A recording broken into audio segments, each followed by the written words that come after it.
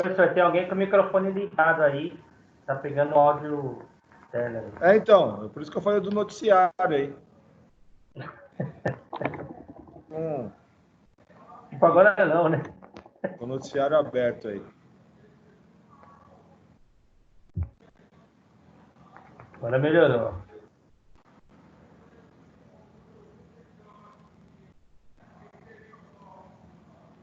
Tá aparecendo o arquivo aí? Tá, Sim. Senac. Beleza. Sim. Então, vou tirar minha cara feia aqui.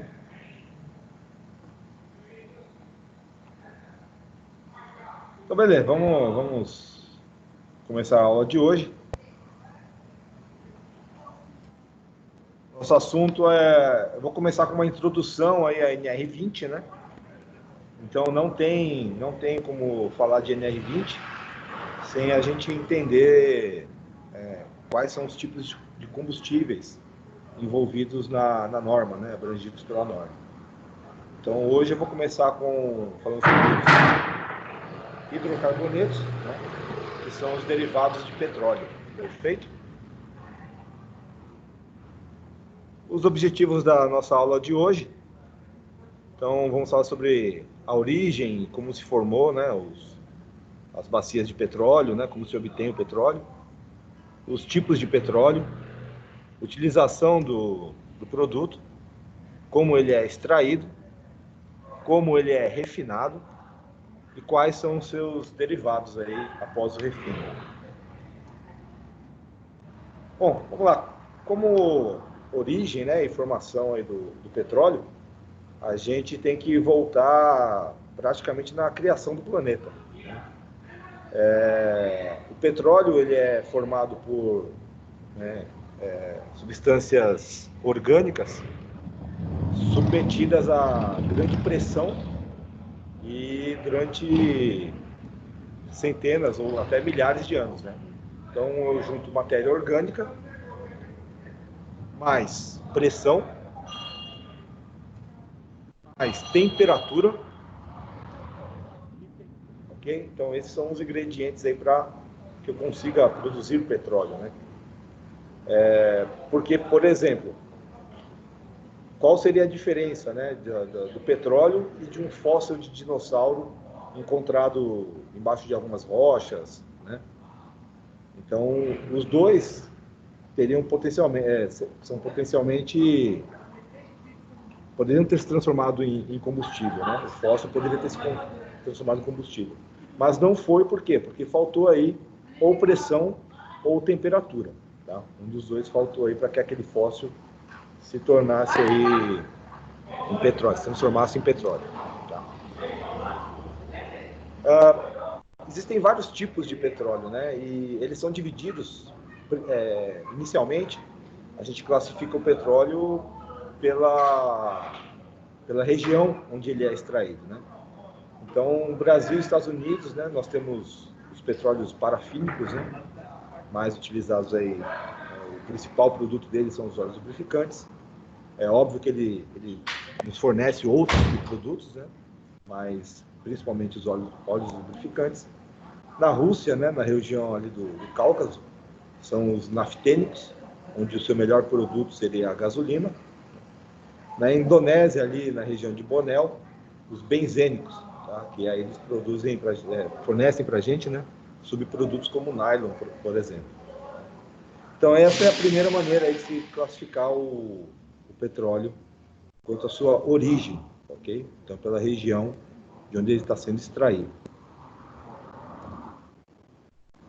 Outra classificação que os petróleos recebem é, após o seu refino, né, quais são os seus subprodutos, né? Então, temos as classes parafínicas, naftênicas, né, as aromáticas, as asfálticas, né? Então, existem vários tipos de petróleo. E esses subprodutos, né, eles vão estar ligados diretamente à qualidade do petróleo. E essa qualidade, ela é dada, né, por um instituto americano. Então existe um instituto americano que ele dá uma classificação para o petróleo, uma nota para o petróleo.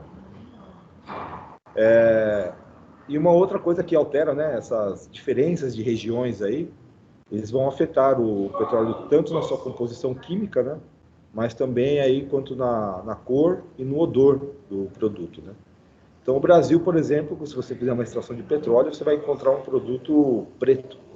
Na Arábia Saudita, o petróleo ele é amarelado. Quanto ao cheiro, né, por exemplo, né, o odor do produto, existe o petróleo azedo, né, e o petróleo doce. O que altera, né, o que intensifica ou diminui o odor do produto é a presença maior ou menor de enxofre. Né? E quanto mais enxofre contido no petróleo, mais trabalhoso é para eu conseguir obter produtos de qualidade, né? O refino dele vai ser mais trabalhoso. Tranquilo até aí? Estão comigo? Tranquilo. Ok. Beleza. Como eu comentei, né? Então existe uma associação americana, que é a API, e ela classifica os petróleos de acordo com a sua cadeia de carbono, né? Quantidade de carbono presente. E quanto maior a densidade dessa cadeia, menor é a nota, né? Então, quanto maior a cadeia de carbono, mais pesado é esse petróleo e mais difícil é o seu refino. Então, quanto maior a nota, melhor é o petróleo. O petróleo leve, ele é mais fácil da gente o refino dele.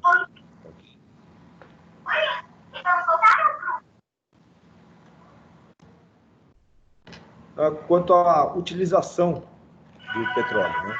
Ele é utilizado para propulsão de veículos e geração de energia. Então, você pode alimentar um gerador, pode alimentar uma usina termoelétrica, né? Pode abastecer Marcelo, veículos desliga o microfone. e também ser utilizado aí como matéria-prima na indústria da transformação. Então, produção de utensílios, vestimentas, produtos químicos diversos, ok? Então, a utilização do petróleo é em larga escala. É um dos combustíveis, é o combustível mais utilizado no mundo, por enquanto, né? Mas opções de energias renováveis já estão sendo buscadas, né? Porque a quantidade de petróleo no mundo ela é finita, né? Em breve não teremos mais tanto petróleo assim para sustentar toda essa demanda de energia. Né? Mostra, né, prova disso é que as plataformas de extração de petróleo estão indo cada vez mais para alto mar em busca de novas jazidas.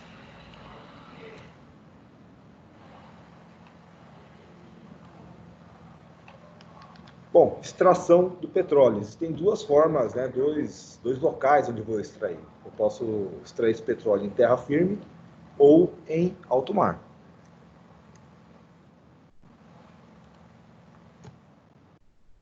Quando a gente fala em terra firme, o tipo de extração ela é a onshore. E quando for em alto mar, offshore. Perfeito? Beleza. Vamos lá. Exploração e extração onshore. A exploração onshore ela é feita em bacias sedimentares. Ok? O que são essas bacias sedimentares? Notem na foto aí que vocês vão perceber que essa rocha ela possui várias camadas coloridas, né? Cada camadinha colorida dessa data de uma época. Então, se você montar uma equipe de geólogos e começar a estudar essa rocha aí que vocês estão vendo, eles vão estudar camada por camada e eles conseguem datar de que ano, né, é aquela camada, de mais ou menos o período que é aquela camada e quais são os tipos de sedimentos encontrados ali. Então, essas rochas coloridas, elas contam a história dessa região. Né? Inclusive, se houve enchentes, alagamentos, terremotos, muitas coisas você consegue descobrir estudando a área da geologia. Só que, lembra que eu falei que a diferença do fóssil e do petróleo é justamente a pressão e temperatura? As bacias sedimentares, né, elas foram, no passado, pedaços oceânicos, né? Elas estavam embaixo do mar. Por isso que eu consegui encontrar petróleo nessas regiões.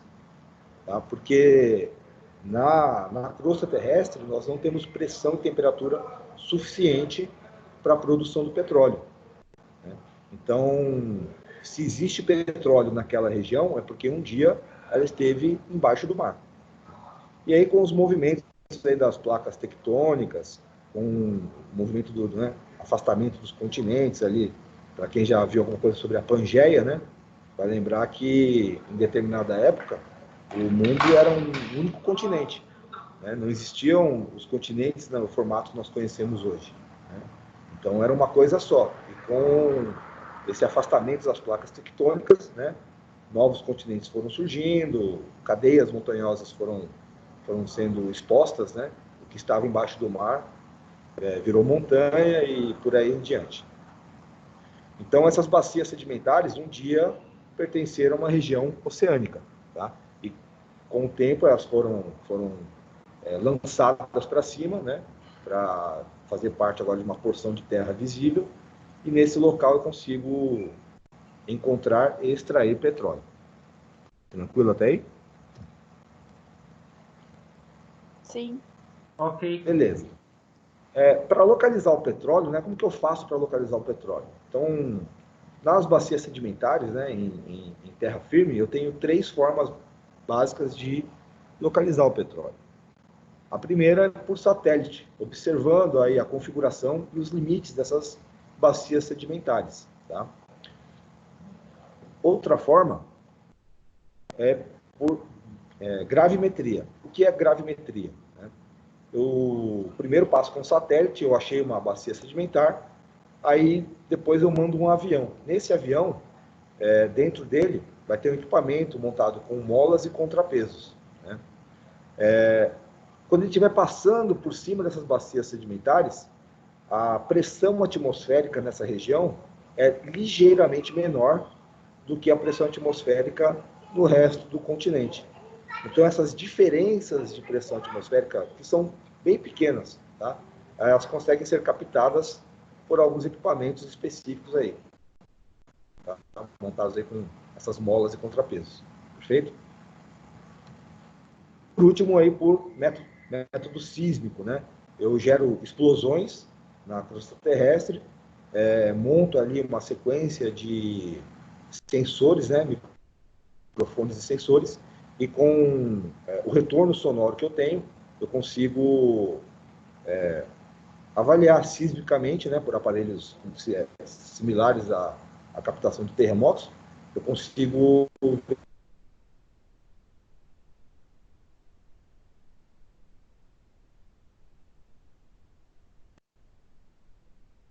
cidade daqueles. Professor, o áudio tava cortando.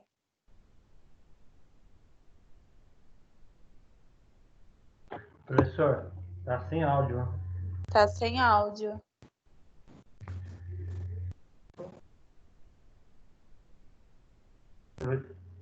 Professor, Acho que é a internet pode ser. dele. Tá sem áudio? Tá ouvindo? Agora Tá sim. sem áudio. Agora voltou. Voltou? Agora não. Agora sim. Beleza. Eu tô deixando a câmera Falhou. desligada para. Tá falhando muito o áudio. Falhando muito? Espera aí. Deixa eu ver se eu consigo melhorar aqui.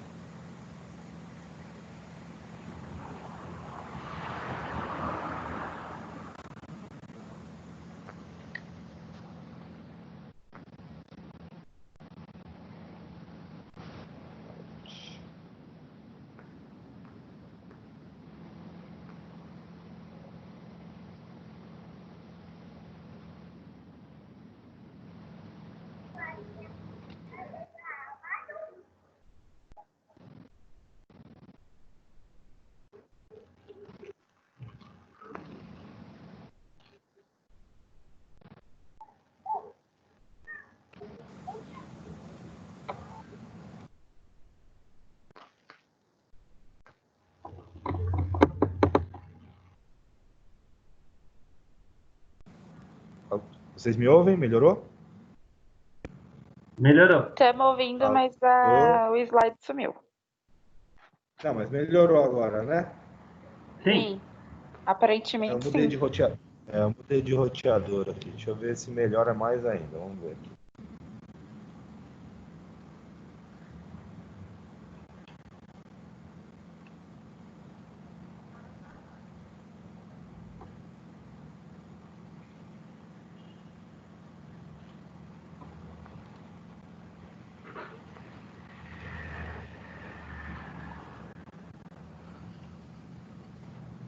Então nós paramos aqui.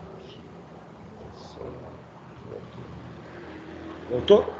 Apareceu aí? Sim. Sim. Então o que vocês perderam aí? Parou nos abalos sísmicos. Da parte sísmica? Isso. Então, beleza. Então, só recapitulando aqui, né? Então, existem 3 formas de eu localizar essas bacias sedimentares, tá? Então, por imagens de satélite, onde eu consigo observar, né, pelas fotos, os limites e as configurações dessa bacia sedimentar, tá? Por gravimetria, que é a utilização de um avião, onde dentro desse avião tem um conjunto de molas e contrapesos, esse avião sobrevoa a região, e nessa área, pelo fato dessas rochas serem menos densas, né, a pressão atmosférica do local é menor, ligeiramente menor, pouca coisa. Mas esse avião consegue captar essa oscilação de pressão atmosférica, perfeito? E por último, os abalos sísmicos, né? Eu provoco explosões ou eu utilizo tratores de vibração, tá? São tratores especiais que eles percorrem o terreno gerando uma vibração específica. E com essa vibração específica, através de aparelhos sísmicos e microfones, eu consigo captar e ter uma noção de como é aquela área, aquela região por dentro, por baixo. Tá? Perfeito. E por que essas rochas sedimentares, por que elas são menos densas, né? Por que elas são mais leves que uma rocha normal? Uma rocha normal, ela foi, né, a natureza criou ela daquele jeito. Ela, vamos colocar dessa forma, ela nasceu rocha, né? Então ela tem uma densidade específica ali, mais pesada, né? Uma densidade maior. Já essas rochas sedimentares, elas são formadas por pequenos pedaços de rocha, junto com poeira, junto com terra, que teve pressão em cima delas e elas formaram uma rocha. Só que essa rocha, ela é mais porosa, ela é mais leve, ela tem mais espaços vazios, ok? Então ela chega a ser o quê? Permeável. É uma rocha que ela consegue absorver água e, nesse caso, o petróleo. Então o petróleo, naquela área, ele consegue penetrar nessa rocha e ficar contido ali, tá? O que vai determinar se essa bacia sedimentar vai conter petróleo ou não é se ela estiver cercada por rochas normais, tá? Porque essas rochas normais não são permeáveis, então elas vão criar uma barreira, não vão deixar o petróleo ir embora, né? Escapar aí. Então o petróleo vai ficar contido nessas bacias sedimentares, ok? Ok. Beleza. Ok. Exploração e extração offshore, tá? Vamos falar de alto mar agora.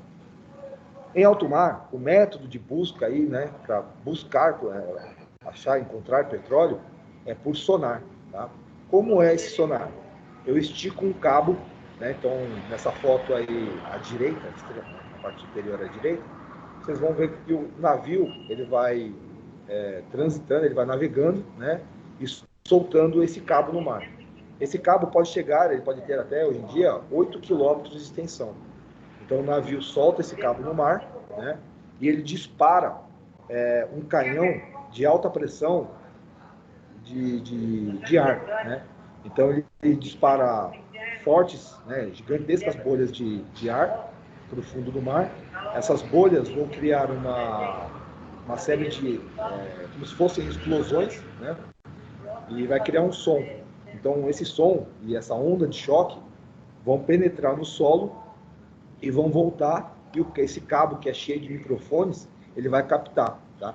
E ele vai captar com tanta precisão que ele vai te falar se no leito oceânico ali, se eu tenho rocha, se eu tenho areia, se eu tenho rochas sedimentares, se eu tenho petróleo, se eu tenho gás, tá? Então ele consegue detectar uma série de produtos, né, com ondas diferentes, né?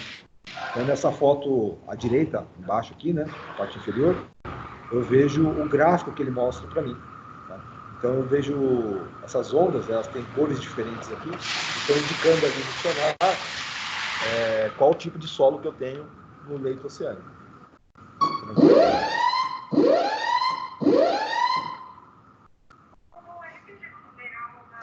Beleza. Já a extração offshore, ela pode ser feita aí por plataformas ou por navios, ok? Então, nós temos aqui 3 exemplos de plataformas de extração.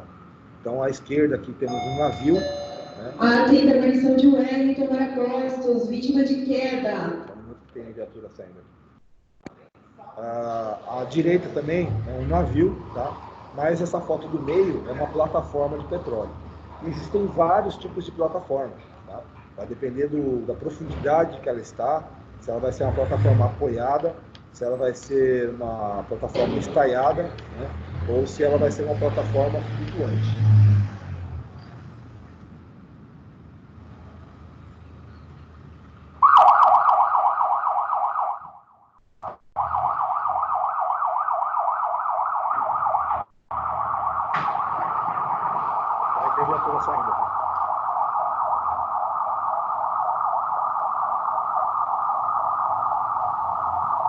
Ok, então nessa foto agora nós vemos que existem vários tipos de plataformas, ok? E o tipo da plataforma vai ser selecionado de acordo com a profundidade do leito oceânico ali, tá? Então podem ver que a maioria delas são plataformas flutuantes, que permanecem no local, né, permanecem naquela posição, ou por cabos de aço, ou por motores ligados à sua, né, na base da sua plataforma. Né? Ela funciona como se fosse um navio, tá? Ela funciona como se fosse uma embarcação. E ela se mantém no local por sinal de GPS, tá? Computadorizado. Então o computador mantém, trava a plataforma naquela coordenada geográfica, e o computador mantém ela flutuando naquela posição. Tá? O máximo que ela consegue fazer nesse momento é girar no próprio eixo de acordo com o movimento da maré, mas ela não desloca da sua posição, porque se isso acontecer, a tubulação pode romper, ok?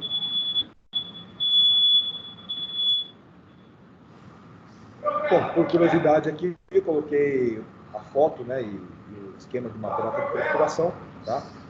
Mas a pergunta é, bom, eu fiz todas as minhas sondagens, passei com o navio no leito oceânico, ou se foi em terra firme, eu fiz os três métodos, né? Peguei foto de satélite, mais a gravimetria, mais os abalos sísmicos, né? Eu vou achar petróleo logo na primeira perfuração? Nem sempre, tá? Porque a bacia, por ser tomada por líquido, então não tem um formato específico, né? Eu vou ter que fazer algumas perfurações até achar a jazida de petróleo. Uma perfuração no mar, ela gasta em média, né, 3 milhões de dólares para fazer uma perfuração. E nem sempre você vai achar petróleo de primeira. Às vezes você acha petróleo na quinta, sexta, 10ª perfuração. Então, o gasto para se localizar petróleo é muito alto.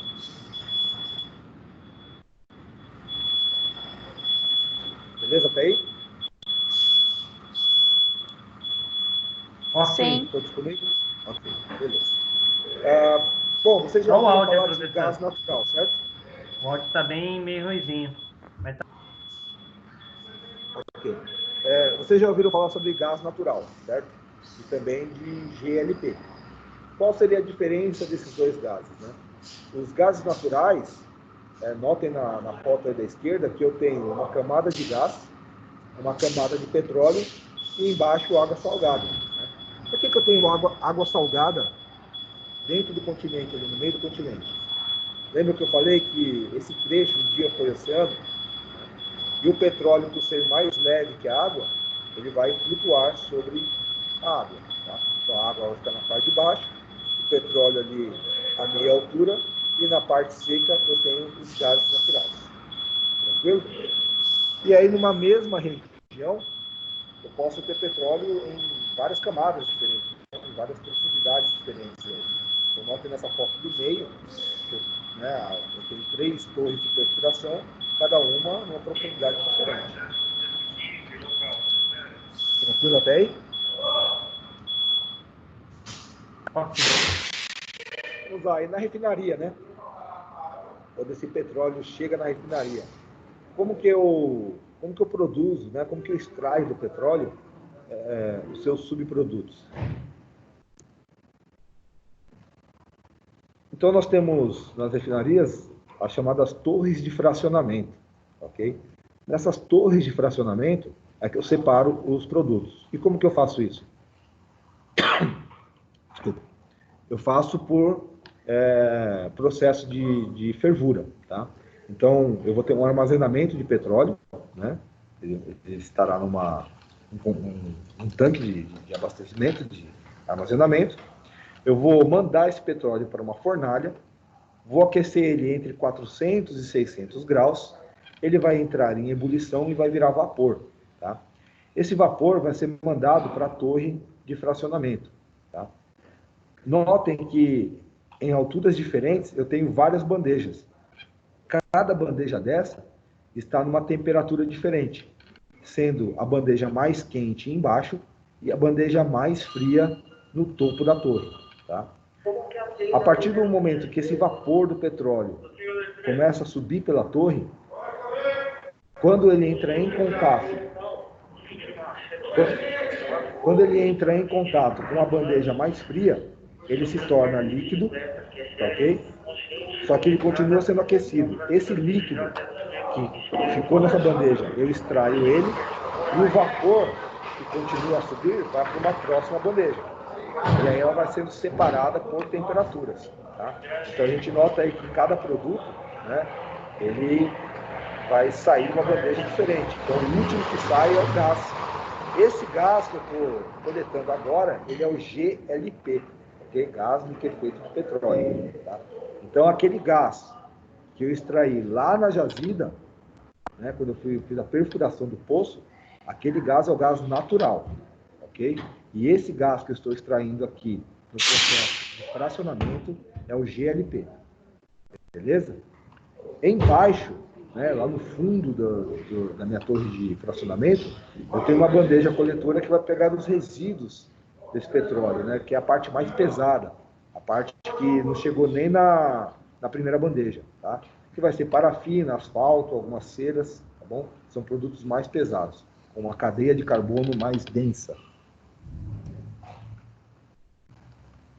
Aqui um exemplo, né, da mesma torre, só que agora com as temperaturas das bandejas, tá? Então, professor, eu estava olhando na internet, né, o senhor falou 600 graus, aqui nessa foto está mostrando 400, porque é o seguinte, lembra que eu falei que existem vários tipos de petróleo?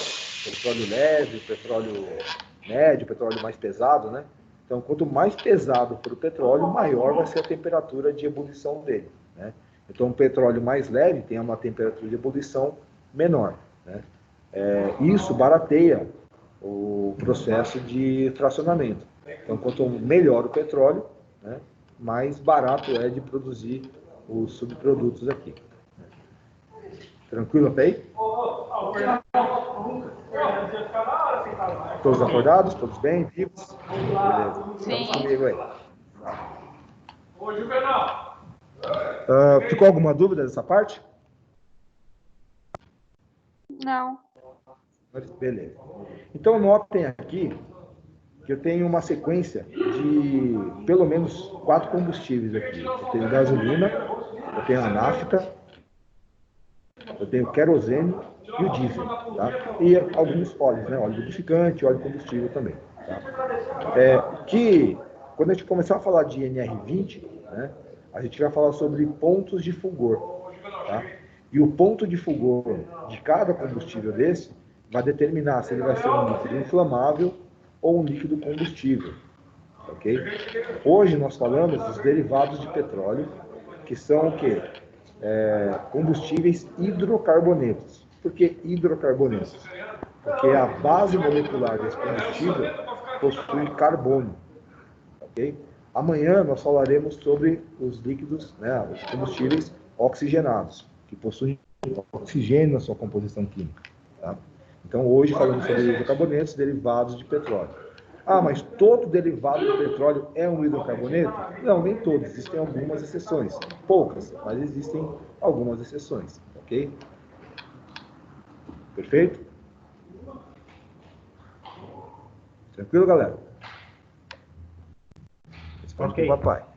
Legal.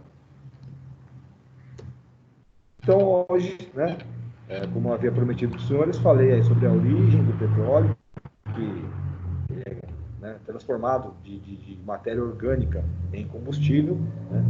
Falamos aí sobre os tipos de petróleo, né, a utilização dele no mercado, a extração e o refino dele, e sobre alguns derivados que ele nos fornece. Tá?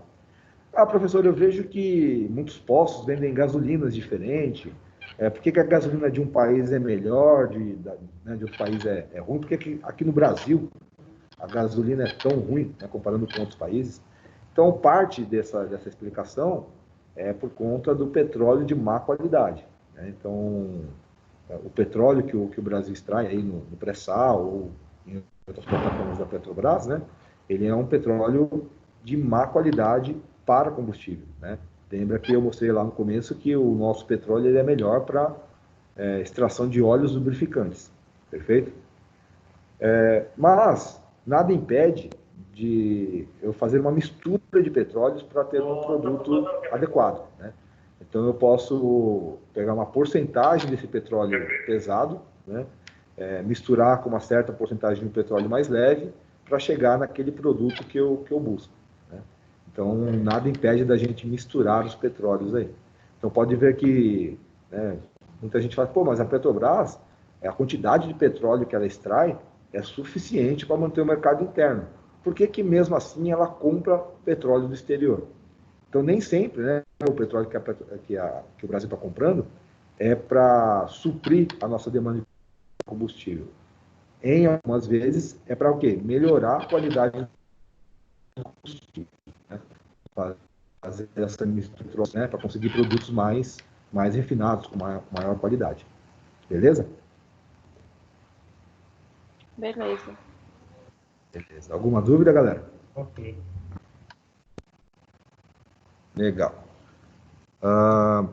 Então, por hoje é só, se ninguém tem nenhuma dúvida, né? Se ficar algum questionamento, podem mandar para mim aí via WhatsApp ou e-mail, fiquem à vontade, o canal está aberto para vocês. Beleza? Professor, E amanhã... Opa! tem limite para extração ou não? Uma quantidade específica por Não escavação, existe não? limite para extração. Existem algumas regras que é o seguinte, por exemplo, eu começo a fazer a extração do petróleo de uma bacia. Né? Assim que eu faço a perfuração, como a pressão da bacia é maior que a pressão atmosférica na superfície, então esse petróleo ele vai jorrar. Pode ver que toda vez que você vê em filme ou se você buscar na internet, né, assim que eu termino a perfuração, o petróleo ele jorra, né? Porque a pressão daquela bacia é maior. O que vai acontecer a partir de um certo limite de extração? Né? O petróleo vai acabando e essa pressão diminui. Então, o que as empresas fazem? Elas injetam ar ou água dentro daquela bacia para expulsar o petróleo restante para fora, até eles conseguirem extrair o máximo dela. Né? Terminou a extração, esse poço tem que ser vedado para que não haja nenhum vazamento, nenhuma contaminação para o meio ambiente. Tá? Mas não existe limite, não. Maravilha. O que é feito é ir até o último recurso. Porque, como eu disse, por exemplo, em alto mar, uma perfuração, mesmo que seja só para sondar, para ver se tem petróleo ou não, 3 milhões de dólares. Então, os caras têm que sacar até a última para conseguir obter lucro. É uma coisa que faltou falar, falhando como a alto. plataforma manda esse petróleo para o continente, né? Existem duas formas da plataforma mandar o petróleo para o continente. A primeira é abastecendo navios petroleiros, tá? Então, o navio petroleiro se aproxima e você, por dutos, transfere o produto para o navio e ele leva para os portos. Mas é uma operação complicada, porque com o movimento das marés, né, esse navio ele não está parado ali, ele tem as suas oscilações. Então é uma transferência trabalhosa e perigosa, né? A mais comum é por dutos. Então, tem uma plataforma a 15 quilômetros da costa. Vou construir um duto trazendo petróleo até o continente? Vai ser por duto. O áudio tá falhando. Mas... Melhorou? Tá falhando o áudio. Tá falhando. Melhorou. Melhorou? Então, como eu estava dizendo, essa transferência aí do petróleo até a costa, né, a maioria das vezes ela vai ser por dutos submersos. Tá? Então, vai passar uma tubulação no leito oceânico e ela vai mandar o petróleo do alto mar para o continente. Normalmente eu não tenho plataformas isoladas, né? Eu construo uma relativamente próxima da outra, onde uma das plataformas vai ser a plataforma mestre, né? Ela vai ser a plataforma principal, onde as demais vão bombear o petróleo para ela e ela bombeia o petróleo para o continente. Tá ok? Maravilha. Perfeito? Legal. Alguma dúvida, galera? Por enquanto, não. Nenhuma? Beleza, então. Então, por hoje é só. Foi uma aula breve sobre petróleo, né? Mesmo porque a gente não precisa entrar muito a fundo, né? Vocês precisam saber mais aí depois dos combustíveis que a gente vai elencar na NR20, né? Então, ponto de fulgor, ponto de ebulição de um combustível, isso aí vai ser importante para a aula de NR20. Então, me chama no WhatsApp aí, ou e-mail, manda as dúvidas. Para quem assistir a aula depois gravada, apareceu agora, manda o áudio, manda as dúvidas para mim. Beleza? Beleza. Até amanhã. Então, fechou, galera. Só um detalhe. Amanhã, a aula eu vou ter que fazer esse horário também, viu? Ok. Beleza? Amanhã às 18 novamente. Então, um abraço para todo mundo aí, um bom finzinho de noite. Professor, Até mais. amanhã às 18? Opa, manda aí. 18. Amanhã às 18, tá. Beleza? Eu prometo que na semana que vem eu faço de dia. É que amanhã eu não vou conseguir assistir porque eu vou estar trabalhando, mas eu assisto a aula depois gravada. Tá, beleza. Eu vou fazer igual o Júnior, tá bom? Eu disponibilizo ela no YouTube para vocês. Tá bom. Fechou? Maravilha. Abraço, galerinha. Até Falou. a próxima. Um abraço. Valeu.